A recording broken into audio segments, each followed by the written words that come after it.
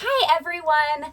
I'm going to talk to you today about feline dental disease. But first, Emma, do you have any cat jokes? Do you know why cats are related to cows? Cats are not related to cows. Here's why they are. Because they are. Cats are related to cows because cows go moo and cows go meow. Because cats go moo-ow?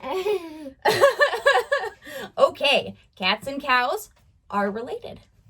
So I'm going to do Emma's makeup today because my makeup's already done. And I'm going to talk to you about feline stomatitis. So 70% of cats will develop some kind of dental disease by the time they're 3 years old. 70% is a lot that's a lot of cats. That's why it's so important to pay attention and make sure there's nothing going wrong in your cat's mouth. The AVMA, the American Veterinary Medical Association, recommends an oral exam with both a dental exam and annual vaccines. So once a year, you want to make sure you get your cat in so that your vet can check out their mouth and just kind of their overall health, and make sure you keep them up to date on their on all of their vaccines. Feline stomatitis is a dental disease that your cat can get. It's caused by an overexcited immune response. So your cat's body actually starts to attack itself. The immune system just kind of goes crazy, and it causes very painful inflammation and sores in the oral mucosa. So your cat's gums, the back of their throat, the inside of their cheeks, their own immune system attacks those areas and causes, sores and very painful swelling. And, it gets to the point where your cat is so painful that they will actually stop eating. There have been cats that have actually starved to death because they get so painful they can't even eat. So treatment, you realize your cat's not eating, you take them in, your vet says, hey, this is feline stomatitis. You have two options. There is medical or surgical treatment. If you choose to go with a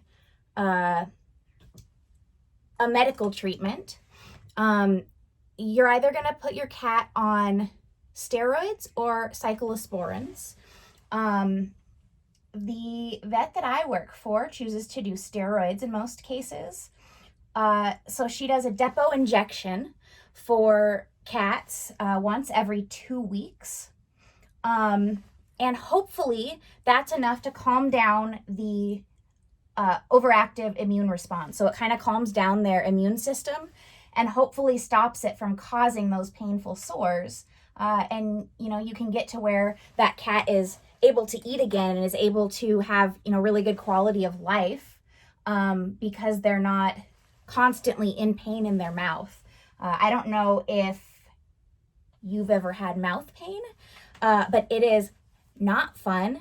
So it is just so important to make sure you, stay on top of it. And, if you notice that your cat is having troubles in their, with their mouth and what's going on, it's so important to make sure you get them treatment. If you have them on steroids, you've tried the shots, maybe your cat gets to where, they're able to eat, and instead of having to go to your vet every 2 weeks, you could even give them oral medication. So you can give them pills daily. That's another option. Some cats though they're just so painful that they can't eat. You can't do pills. If none of this is working, medical treatment isn't working, your cat is just in horrible pain, you've got to figure something else out. You can try surgical treatment. Now with surgical treatment, your only option is really a full mouth extraction. So taking all of your cat's teeth out, because their body is reacting to plaque buildup because it's overreacting to any bacteria in the mouth, basically taking out anything that, plaque can build up on, bacteria can build up on. You have to take all of that out. And hopefully that is enough to stop this overactive immune response. And in cats that this works on, within 10 to 14 days after surgery, they start to heal and they're actually able to start eating again.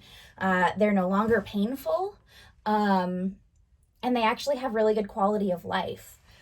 So again, ideally you want your cat to be able to keep their teeth, but you can't have them living in so much pain that they can't even eat. So that is a better option than all that pain.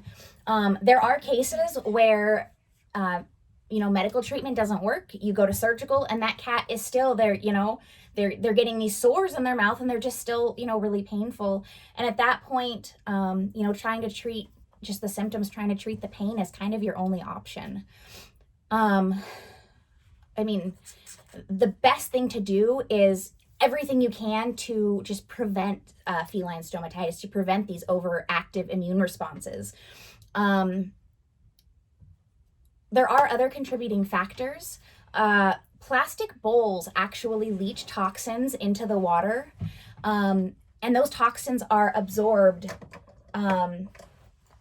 directly by the mucosa. So you're basically putting toxins into your cat's water or into your cat's food, and their body is absorbing them. Can you open your eye and close it? Exactly where all of these sores are located. So definitely metal food and water bowls is a great place to start. Don't give your cats plastic. You're basically poisoning your cat. According to Dr. Jennifer Rawlinson, dental plaque, huge contributing factor. Definitely starts that immune response. Definitely something to pay attention to. Make sure if your cat has dental plaque, that you go into your vet and you schedule a dental cleaning. The clinic I work for, if you don't have any extractions, if you've really kept up with your cat's oral hygiene, you're looking at maybe around $300. And they'll actually scale all of that plaque off and hopefully prevent that immune response from ever starting. Dr. Rawlinson also feels that there are some viral illnesses that cats can get that can contribute to this immune response.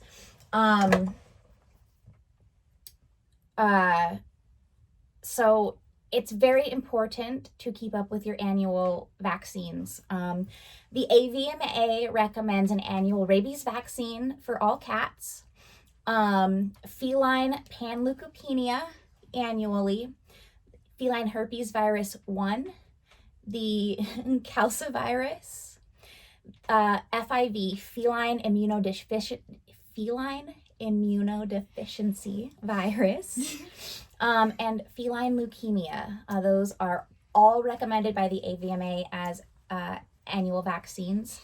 The FIV vaccine is considered a core vaccine when your cat is a kitten.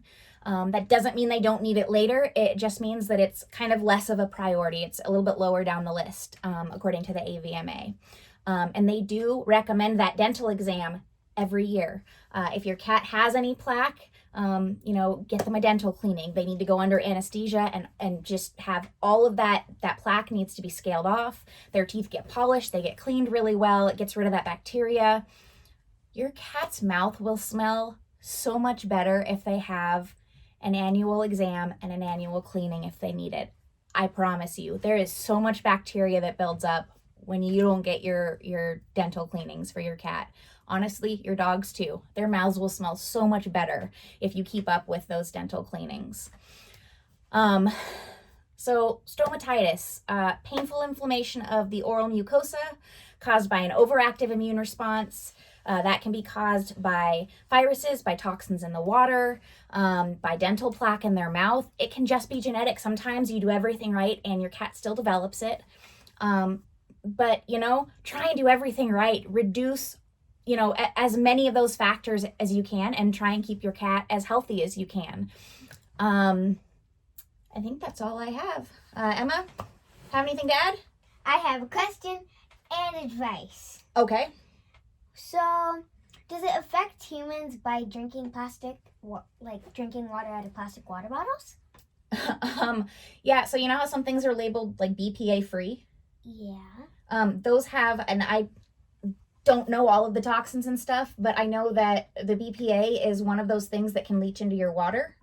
So you want to look for those kinds of things, but that's why we have metal water bottles. And glass, and we have one plastic water bottle. I think we do have a plastic one. Okay, what is your advice? Okay, so my advice is never, ever, ever, ever give your cats or dogs any plastic stuff, because I don't think that's going to be very good.